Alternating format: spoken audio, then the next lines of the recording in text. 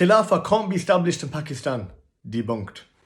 Khilafah is the implementation of the law of Islam. Muslims of Pakistan most definitely do want Khilafah and Islam. A 2013 survey by Pew Research found that in Pakistan, 84% of Muslims favour making Islamic law the official law in their country. Also, the fact that Imran Khan won support of the people by promising them Riyasat-e-Medina or the Medina model state shows you the sentiments of the people. Does Allah subhanahu wa ta'ala only grant Khilafah to perfect Muslims? In that case, Khilafah would have never existed, yet it did exist. It existed during the Umayyads, the Abbasids and the Ottomans. Were the people at that time perfect? Far from it.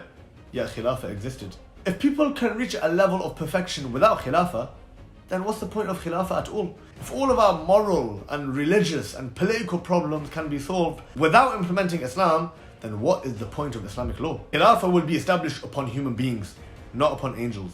Yes, the top rank of the army have sold out. They are corrupt to the core and they are the loyal servants of America. However, the option to establish Khilafah is put forward to the lower ranking officers. They are the ones who have not betrayed their deen as of yet. We see an example of this in Brigadier Ali Khan and 4 majors who were removed from their positions after being in contact with Hizb ut-Tahrir, an Islamic group working for Khilafah in the Muslim world. This shows us that a sentiment does exist for Khilafah even within the army. Yes, the officers were found out, but we can assume that there are many who remain in secret. The officers are the ones capable of removing their superiors via a coup and taking power of the nation. Musharraf, Zia-ul-Haq, Sisi, Gaddafi and many others came to power via coups, most of which were bloodless. In fact, our Nabi sallallahu alaihi wasallam also came to power by convincing some chiefs of Medina to Islam. These chiefs and their tribes, the Aus and the Khazraj, then gave their physical support to the Prophet sallallahu alaihi wasallam. There is an assumption that the Khalifa will be from the existing sellout officers and politicians. As mentioned before, these people will be removed